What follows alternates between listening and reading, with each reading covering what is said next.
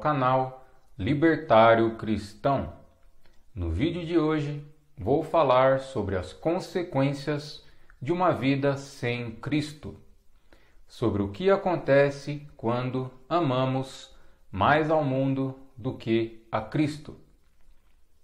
Antes que me acusem de evangélico fanático, deixo claro que me considero um cristão marcionita, que guarda os verdadeiros ensinamentos de Cristo e do apóstolo Paulo.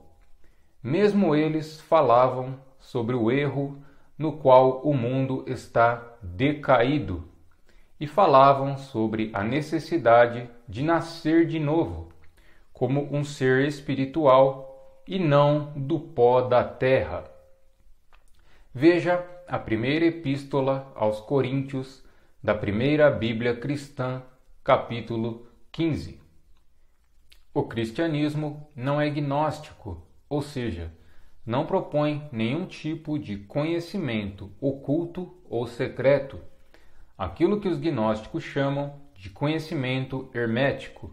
Pelo contrário, o Senhor Jesus Cristo foi muito claro em seus ensinamentos e doutrina, falando coisas simples às pessoas humildes e bem-aventuradas. Porém, os primeiros cristãos rejeitavam as coisas do mundo, em especial a lei da antiga aliança. A lei, num contexto mais amplo, pode ser caracterizada como a lei dos homens, do olho por olho e dente por dente. Uma lei que funciona como uma espécie de sistema acusatório que nos torna escravos de deuses e senhores que dominam nessa dimensão material. Portanto, não é só fundamental que o cristão rejeite o mundo, como também a própria essência do cristianismo está relacionada com a libertação do espírito, a superação da lei para a vida na graça. Quem foram os maiores inimigos de Cristo? Os fariseus. E quem eram os fariseus? Eram os mestres da lei que detinham o conhecimento acerca da Torá, isto é, a lei mosaica. De certo modo, Cristo revelou uma lei superior à lei dos fariseus e também revelou o Deus Pai, que até então era desconhecido pela humanidade. Uma das passagens mais reveladoras do Evangelho do Senhor está no capítulo 7 e versículo 1, como se segue, abre aspas, naquela hora, Jesus se alegrou em espírito e disse, obrigado, Senhor do céu, que ocultaste essas coisas dos sábios e prudentes e as revelastes aos pequeninos. Todas as coisas me foram dadas por meu Pai, e ninguém sabe quem é o Pai, exceto o Filho, e quem é o Filho, senão o Pai. E ele, a quem quer que o Filho queira revelá-lo. E voltando-se para os seus discípulos, disse em privado, bem-aventurados os olhos que veem o que vós vedes, pois eu vos digo que os profetas não viram o que vós vedes. Fecha aspas. Esta passagem revela que os sábios e prudentes não conheciam o Pai nem o Filho, e que os profetas da antiga aliança não viram a glória do Pai em seu tempo. Então fica a dúvida: a qual Deus serviam naquela época? Então, a necessidade de se desprender da lei para viver plenamente na graça é própria dos cristãos. O que acontece com quem se deixa subjugar pela lei e que pratica idolatria aos deuses e senhores desta era? Vejamos o que o apóstolo Paulo escreve em sua epístola aos Gálatas. Abre aspas. Na liberdade com a qual Cristo nos fez livres, permaneçamos firmes e não sejamos novamente emaranhados no jugo da escravidão. Eis que eu, Paulo, vos digo que, se os circuncidais, Cristo não os servirá de nada. Pois eu novamente testifico que um homem que é circuncidado, devedor, deve cumprir toda a lei, está isento com a marca da escravidão. Quem na lei se justifica, da graça caiu.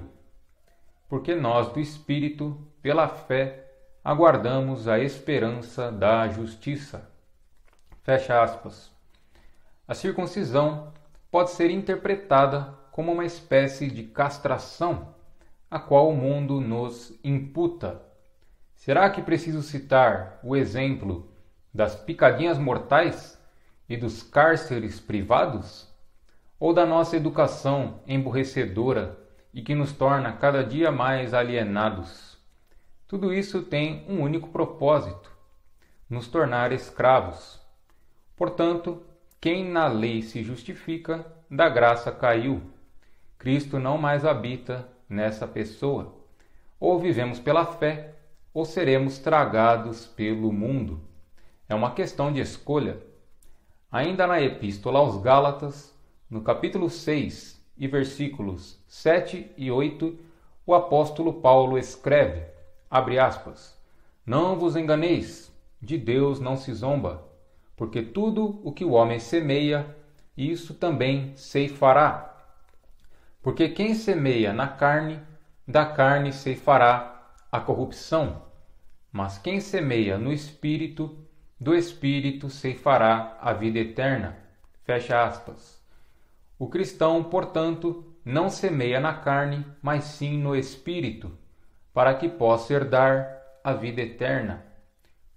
Por que os cristãos de hoje falam tão pouco das coisas espirituais e tanto das coisas materiais, como o dinheiro e outros bens herdados nessa vida terrena? Por que a teologia da prosperidade está tão na moda? Por que o bispo Edir Macedo lota o templo de Salomão e reproduz o ritual de sacrifício que Abraão praticou com Isaque, a tal da fogueira santa? Será que são cristãos ou judeus disfarçados de cristãos? E aqui não estou pregando o ódio aos judeus, mas apenas questionando as práticas da antiga aliança, o que se convencionou chamar de judaísmo ortodoxo. Por que essa paixão pelos bens terrenos e tão pouca admiração pela cruz de Cristo? Por que falar das coisas espirituais continua sendo um tabu entre os cristãos?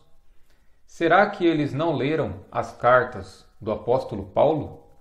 Pois bem, é sempre bom estar de olhos abertos e bem atento ao que se passa no mundo, porque é óbvio que os donos do mundo fariam de tudo para esconder o Evangelho da graça, que é a única porta, a porta estreita que leva à salvação e à vida eterna. Fico por aqui. Se gostou, deixe o like, inscreva-se no canal e ative o sininho de notificações. Até a próxima!